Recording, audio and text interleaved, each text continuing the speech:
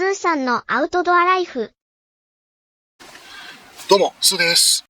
今日は、またテントを立てず、車中泊ということで、冬のですね、車中泊用グッズといいますか、車中泊用のギアを、追加導入しましたので、後ほど紹介をしたいと思います。